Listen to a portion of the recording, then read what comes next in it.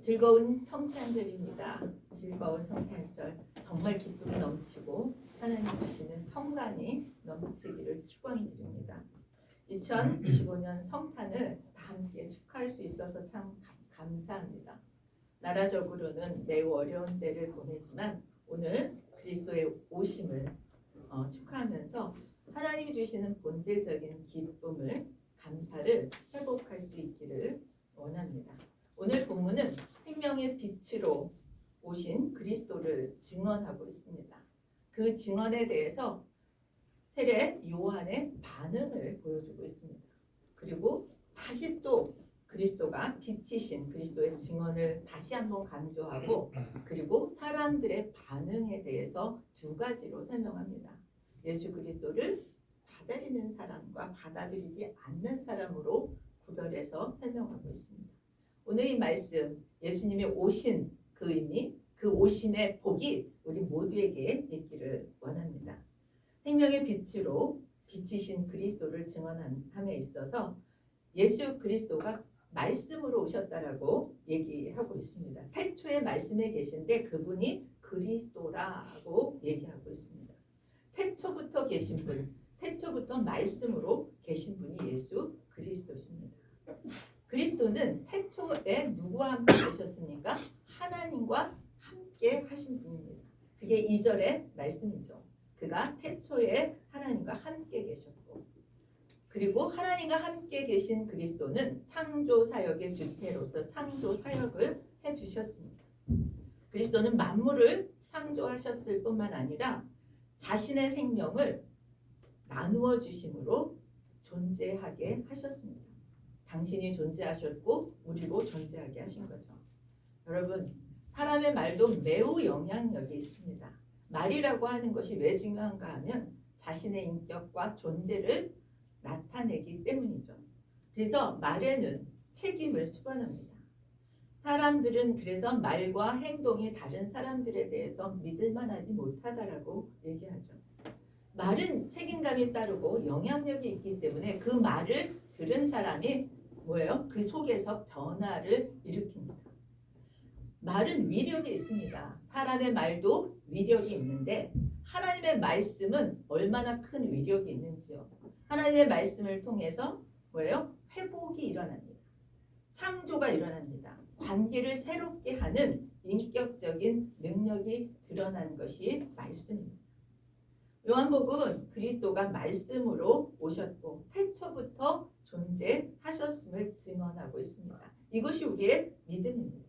그것이 1절의 말씀입니다. 태초의 말씀이 계시니라. 이 말씀이 하나님과 함께 계셨으니 이 말씀은 곧 하나님이십니다. 말씀에 능력이 있습니다. 사람의 말도 위력이 있는데 하나님의 말씀은 얼마나 능력이 있을까요? 주신 약속의 말씀이 그리스도고 그 말씀을 붙들 때 그 말씀은 우리에게 영향력을 미치고 변화를 일으킬 것입니다. 요한복음은 생명이신 그리스도, 생명이 원천이 되시는 그리스도를 빛으로 설명하고 증언합니다. 여기서 빛은 해나 달이나 별같이 광명체를 의미하는 것이 아닙니다. 여기에서의 빛은 창조 전의 모습이 뭐예요? 땅이 혼돈하고 공허하고 흑암이 깊었다라고 얘기합니다. 그런 상황에 뭐예요? 하나님의 역사가 일어나는 그 상황을 뒤집으시는 사건으로 인해서의 빛입니다. 혼돈과 공허와 흑암이 어떻게 바뀝니까? 창조를 통해서 질서와 충만과 밝음으로 변화되어집니다. 빛이신 예수님을 만나면 우리의 혼돈과 어둠과 흑암이 뭐예요? 질서와 충만과 밝음으로 바꾸어지는 역사가 일어나는 줄 믿습니다. 그렇게 바꾸시는 하나님의 능력이 지금 빛이라고 얘기하고 있습니다. 빛은 시작입니다. 존재가 시작되어지고 생명이 시작되어지는 것이 빛입니다. 예수 그리스도가 우리가 받아들일 때 예수가 빛으로 오셔서 우리 마음속에 어두움이 다 사라지게 되는 줄 믿습니다. 그런데 5절에 뭐라고 얘기하냐면 빛이 어둠을 비치되 어둠이 깨닫지 못하더라. 하나님의 말씀이 주어지는데 말씀이 영향력이 없는 사람들이 있다는 거예요. 여기서 중요한 얘기가 있습니다. 깨닫다. 깨닫지 못한다. 그런데 깨닫다라고 하는 말은 무슨 뜻이 있냐면요. 두 가지 의미가 있어요. 깨닫다라는 뜻도 있고 이기다라고 하는 뜻도 있습니다. 그래서 빛으로 오신 예수님을 받아들이지 못하고 알지 못하는 어리석은 그런 깨닫지 못하는 것이 있는 반면에 이 이야기는 어둠의 세상은 예수님을 끝내 이기지 못한다는 뜻입니다. 누가 이긴다고요? 예수 그리스도가 세상을 이기는 줄 믿습니다. 그래서 우리는 빛으로 오신 예수님을 알아보는 것은 은혜입니다. 끝내 세상을 이기신 예수님을 믿고 따르는 것이 진짜 승리라고 말씀하고 있습니다. 어두운 세상 속에서도 은혜로 사시기를 축복합니다. 어두운 세상 속에서도 끝내 승리하게 될 줄 믿으시기를 축복합니다. 6절에 보면 세례 요한의 반응이 나옵니다. 예수님에 대해서 뭐라고 얘기하냐 하면 하나님께로부터 보내심을 받은 사람이라고 얘기해요. 하나님께로부터 보내심을 받은 사람이 요한입니다. 요한은 그 사명을 다해요. 그가 자신을 뭐라고 얘기하냐면 나는 빛이 아니다. 뭐예요? 빛에 대해서 증언하는 사람입니다. 자신이 어떤 존재고 어떤 일을 해야 되는지를 압니다. 저는 이 세례 요한의 이 반응을 통해서 그리스도인들의 시선을 어디다 두어야 할지를 가르쳐줘요. 자기에게 오는 시선을 전부 그리스도께로 옮겨가는 모습을 보여주고 있습니다. 우리가 이 세상에서 무엇에 힘써야 하는지 어떻게 처신해야 하는지 우리가 최우선으로 두어야 할 것이 무엇인지 빛이신 그리스도를 증거하는 일이라고 세례 요한은 반응하고 있습니다. 세례 요한이 이런 특별한 사명을 가지고 택하심을 받은 것처럼 우리 역시 우리를 부르신 뜻이 여기에 있다고 생각합니다. 그리스도께서 빛으로 오실 때 각 사람에게 구원의 빛을 비춰주시죠. 그런데 세상 사람들은 알아보지 못했다라고 얘기합니다. 그리고 심지어는 9절 10절에 보면 뭐라고 해요? 배척했다라고 얘기합니다. 참빛 세상에 와서 각 사람에게 비추는 빛이 있었나니 그가 세상에 계셨으면 세상은 그로 말미암아 지은 바 되었으되 세상이 그를 알지 못하였다. 참으로 안타까운 모습이죠. 참빛으로 오셔서 사람에게 비춰서 우리는 어떻게 되었습니까? 하나님의 자녀, 빛의 자녀들이 되었습니다. 세상에 빛이신 예수님을 거절한 사람들도 있었다는 거죠. 성육신에서 이 땅에 오신 예수님. 그래서 사람들에게 예수님이 하나님을 알아보지 못하는, 예수님을 알아보지 못하고 예수님의 말씀을 듣지 못한 사람들이 10절에 있는 사람들이 세상에 그를 알지 못해요. 우리가 어디에 집중하고 있느냐에 따라서 볼 수도 있고 보지 못할 수도 있다는 거예요. 사람들은 예수님을 뭐로만 많이하면 작은 마을 나사렛의 목수의 아들 그 정도로밖에 인식을 하지 못했어요. 그분이 이 땅에 빛으로 오셨다라고 하는 것을 얘기해 주어도 알아듣지 못했습니다. 우리가 어떤 말씀을 전하고 어떤 복음과 진리를 얘기해도 어떤 사람은 알아듣고 어떤 사람은 알아듣지 못해요. 태양이 있는데 태양이 있는 줄 모르는 것과 똑같은 형국입니다. 그리스도에 대한 사람들의 반응이 두 가지로 나온다고 얘기하고 있습니다. 빛이신 예수 그리스도는 말씀이 육신이 되신 분입니다. 육신을 입고 오셨는데 그분은 말씀이라는 거예요. 그를 영접한 자는 하나님의 자녀가 되는 권세를 받는다고 얘기합니다. 이 진리에 대해서 영접하지 않는 사람, 여기서 알다라고 하는 표현은 지적인 알미 아니라 관계적 경험적으로 합니다. 예수님과 나와의 관계 속에서 또는 예수님을 삶에서 경험한 그 관계로 아는 거예요. 그리스도를 안다는 것은 내가 그리스도를 안다라고 할 때는 나는 예수 그리스도를 믿는다라고 하는 의미를 포함하고 있습니다. 지금 빛에 대해서 알지 못한다라고 하는 것은 인간을 타락하면 빛을 알아볼 수 없습니다. 칼뱅이라고 하는 사람은 인간은 하나님을 아는 지식에 부패했다. 그래서 하나님을 알지 못하는 상태가 사람이 타락한 상태라고 얘기해요.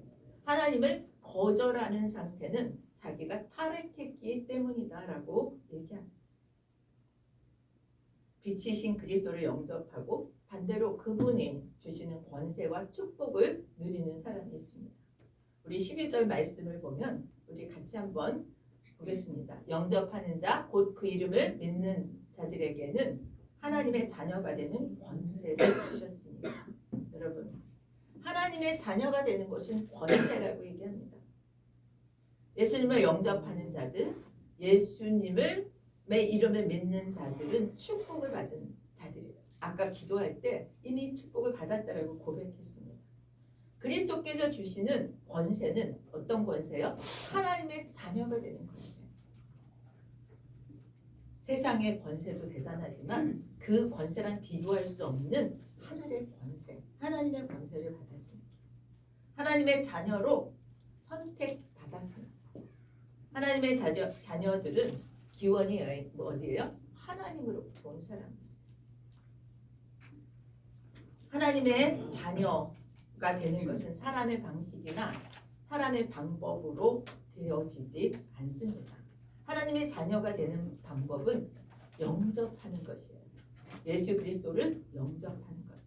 예수 그리스도를 받아들이는 사람은 모두 다 누구가 될 수 있어요? 하나님의 자녀가 될 수 있어요.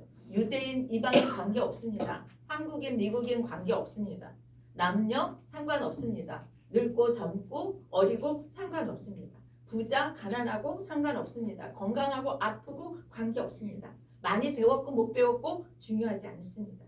뭐만 중요해요? 예수 그리스도를 믿느냐, 예수 그리스도를 마음에 받아들이냐만 중요합니다. 그 예수 그리스도를 믿는 모든 사람들에게 하나님의 의가 덧입혀지고 차별이 없이 예수 그리스도를 믿는 자들이 자녀가 되는 것이라고 얘기해요. 예수 그리스도의 탄생에 대해서 설명할 때 육정으로나 사람에 의해서 혈통에 의해서 이루어지지 않았다라고 얘기합니다.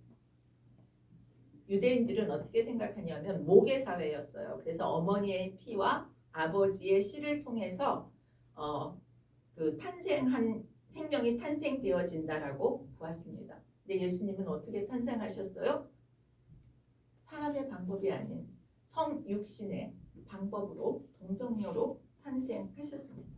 하나님께서 자신의 자녀를 낳는 방법, 우리가 자녀가 되는 방법도 인간적으로는 되어지지 않는다는 것을 얘기합니다. 육정으로 자녀가 되는 것이 아닙니다.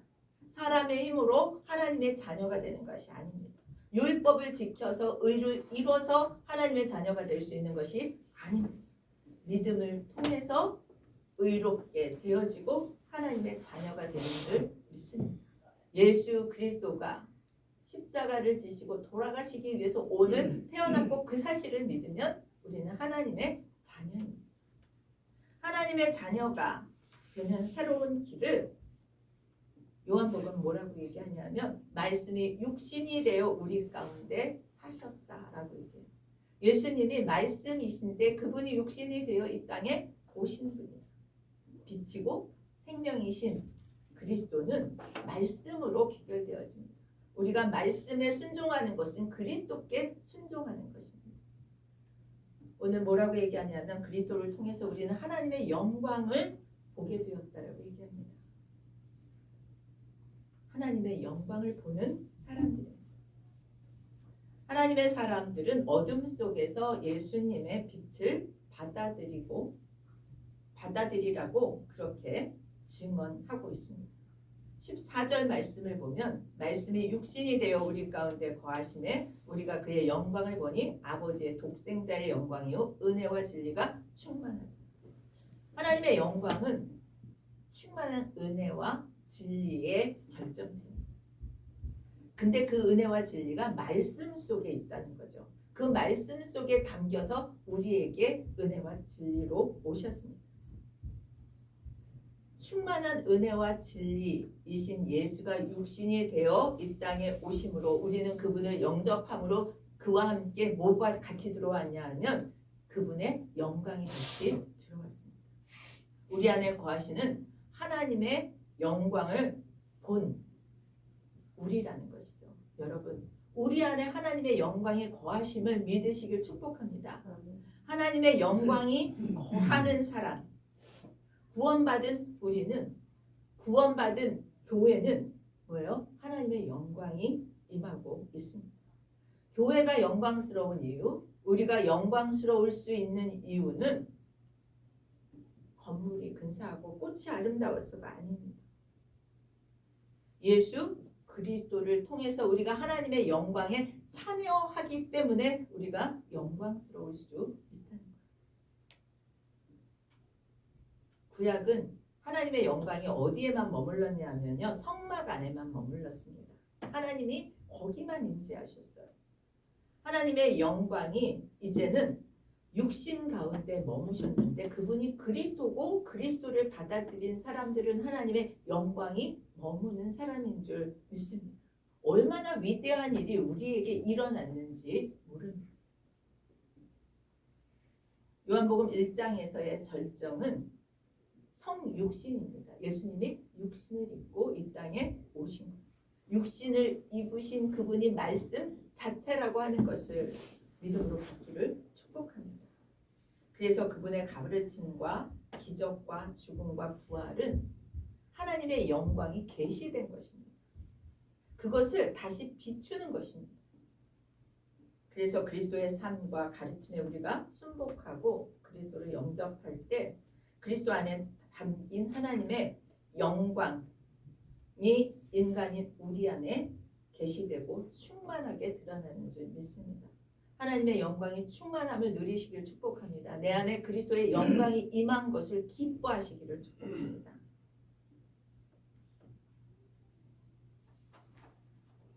성탄절에 하나님이 우리를 이곳에 불러주셨습니다. 우리는 어떤 자리에 부름을 받았는지, 정말 인종과 성별과 재산과 능력과 학력과 장애가 아무 관계없이 뭐예요? 예수 그리스도를 영접함으로 하나님의 영광이 머무는 사람들이 되었습니다. 그들을 오늘 성탄절에 우리를 불러서 말씀하십니다. 오늘 이 자리에 모인 우리는 하나님의 나심을, 그리스도의 나심을 찬양하고 경배하는 자리입니다. 주님은 우리를 부르십니다. 그리스도의 나심을 찬양하고 경배하라. 육신이 되신 하나님, 말씀과 빛이 생명이 육신이 되심을 경배하고 찬양하고 그리스도께 영광을 돌리라고 오늘 이 자리에 우리를 불러주셨고, 시윤이가 찬양을 올려드렸고 우리가 힘차게 찬양을 올려드렸습니다. 둘째는 우리가 이 자리에 부르신 이유가 하나님의 자녀되게 하신 그리스도께 감사를 드리라고 이 자리에 불러주셨습니다. 우리 안에 지금부터 순간순간 감사가 넘치게 되기를 축복합니다. 어떤 상황에서도 감사를 고백하게 될 때 그 감사는 계속해서 이어질 것입니다. 더 큰 감사로 그리스도께서 우리에게 베풀어 주실 줄 믿습니다. 그리스도를 알지도 못했던 사람들입니다. 영접할 수도 없었던 사람들입니다. 그런데 우리에게 성령의 역사로 그리스도를 믿게 하셨고 알게 하셨고 그 은혜를 아는 사람들이 되게 하셨습니다. 이제 감사로 하나님께 올려드리는 우리들이 되기를 축복합니다. 세 번째는 아까 기도했습니다. 이 좋은 그리스도를 전하는 사람들 되게 해달라. 생명의 빛으로 오신 그리스도를 사람들에게 전하라고 이 자리에 우리를 불러주셨습니다. 세례 요한은 그리스도에 대해서 자기는 증언하기 위해서 왔다라고 얘기했습니다. 2000년 전에 그리스도를 증언하라고 세례 요한을 부르셨던 하나님은 2000년 후에 지금 우리에게 바로 그 증언자가 우리라고 말씀하시는 줄 믿습니다. 예수 그리스도께서 생명의 빛을 우리 가운데 비추셨습니다. 이 시간 우리 마음 가운데 어둠을 전부 몰아내시기를 축복합니다. 세상은 빛을 거절했지만 지금 우리 선포해야 합니다. 주님 우리를 비추어 주옵소서. 우리 마음속의 어두움을 다 몰아내 주옵소서. 빛으로 오신 주님이 우리의 어둠을 몰아내시고 이제 그 빛을 증언할 수 있게 해주십시오. 이것이 우리의 고백이고 찬양이 되기를 축복합니다. 이렇게 선포할 때 우리는 성탄의 기쁨, 성탄의 감사로 충만해질 줄 믿습니다. 이 시간에 정말 우리가 함께 이렇게 성탄을 기뻐하면서 이 예배를 나갈 때 이 시간 주님이 우리 가운데 임재하시고 빛으로 생명으로 충만하게 해주심을 믿습니다. 우리 다 같이 일어나셔서 125장 하겠습니다.